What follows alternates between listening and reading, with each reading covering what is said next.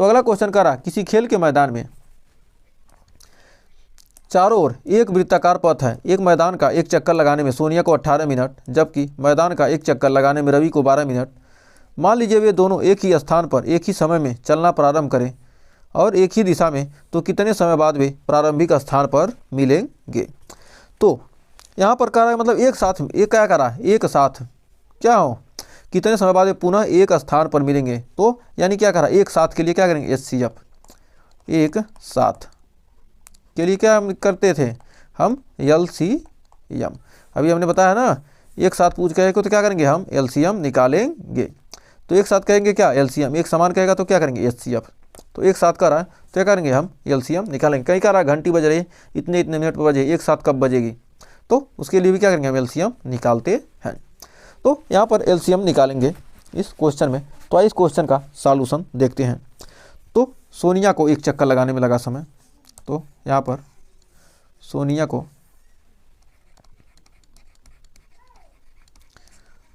को एक चक्कर लगाने में लगा समय, सोनिया को एक चक्कर लगाने में लगा समय। सोनिया को कितना समय लग रहा है, कितना, 18 मिनट। और फिर रवि को एक चक्कर लगाने में लगा समय कितना है, 12 मिनट।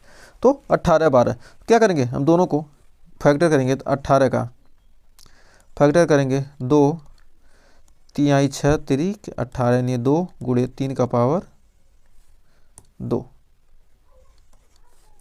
फिर 12, 2 दूनी 4 3 12 यानी 2 का पावर 2 गुणे 3।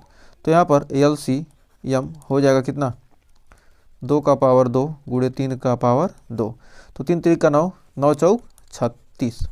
तो क्या होगा, 36 मिनट बाद। तो 36 मिनट बाद क्या होंगे, प्रारंभिक स्थान पर मिलेंगे। तो 36 मिनट बाद क्या होगा, पुनः एक उसी स्थान पर मिलेंगे, 36 मिनट बाद मिलेंगे। एक ही स्थान पर क्या होंगे, 36 मिनट बाद मिलेंगे। ये हमारा क्या होगा, आंसर हो जाएगा। तो बढ़ते हैं अगले क्वेश्चन की तरफ। तो कह रहा संख्या 4004 के गुणनखंडों को वृक्ष बनाकर अभाज्य गुणनखंड लिखिए। तो 4000 का 4 का क्या करा, वृक्ष बनाकर क्या करा, इसका अभाज्य गुणनखंड लिखना है। तो 4004 का वृक्ष बनाकर आइए अभाज्य गुणनखंड करते हैं। तो 4004 है, तो हम क्या करेंगे, 2 से भाग देंगे तो क्या आ जाएगा हमारा 1002, फिर ये 2002, फिर हमारा 2 से करेंगे तो क्या होगा हमारा 1001। अब 1001 का करेंगे तो क्या होगा, 7 से कटेगा, 7 से कटेंगे तो क्या होगा 143, और 143 हमारा किससे कटेगा, 11 और 13 से। तो हमारा जो फैक्टर आएगा कहाँ से आएगा, ऐसे आएगा ना, इन सारे को क्या करेंगे हम एक साथ लिख लेंगे। तो हमारा 2 गुणे 2 गुणे 7 गुणे 11 गुणे 13 हमारा कितना है 4000। 4 का क्या है, ये फैक्टर है, तो लिख सकते हैं 4004 यानी 2 का पावर 2 गुणे 7 गुणे 11 गुणे 13। ये हमारा क्या है, आंसर हो जाएगा। तो उम्मीद है यहाँ तक आपको कोई डाउट नहीं होगा। तो अगला क्वेश्चन क्या कर रहा है, जांच कीजिए कि क्या किसी प्राकृतिक संख्या 8 का पावर n शून्य पर समाप्त हो सकती है या नहीं। तो इस टाइप का क्वेश्चन हमने किया है। तो आइए इसको भी एक बार फिर करते हैं। तो दिया है, क्या दिया है, यहाँ पर दिया है, तो क्या दिया है, यहाँ पर दिया है 8 का पावर n, जहाँ n क्या है, जहाँ क्या है, जहाँ n क्या है, हमारा 8 का पावर क्या है, n है। तो जहाँ n प्राकृतिक संख्या है,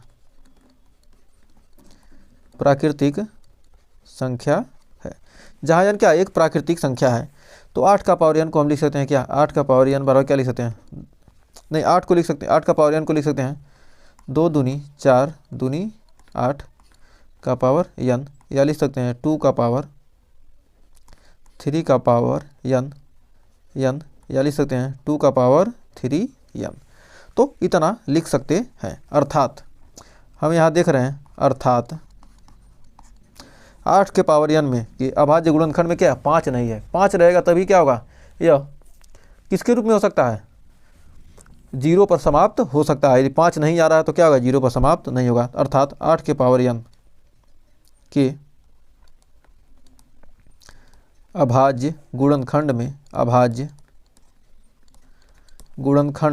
में 5 नहीं है तथा इसके अभाज्य नहीं 5 नहीं है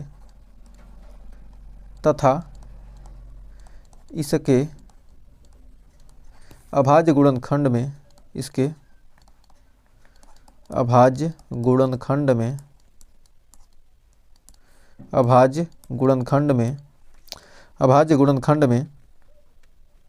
केवल 2 है, केवल 2 है। अभाज्य गुणनखंड में क्या है, केवल 2 है। अतः किसी भी प्राकृतिक संख्या, क्या 5 रहता तो क्या होता, 0 पर समाप्त होता। अतः किसी भी प्राकृतिक संख्या के लिए 8 का पावर n 0 पर समाप्त नहीं हो सकती। अतः किसी भी प्राकृतिक संख्या के लिए 8 का पावर n 0 पर समाप्त नहीं होगा। तो इस टाइप का क्वेश्चन आपके एग्जाम में एक क्वेश्चन तो पूछा जा सकता है, तो इसको भी क्या करना है, आपको तैयार कर लेना है। बहुत शानदार सा क्वेश्चन है।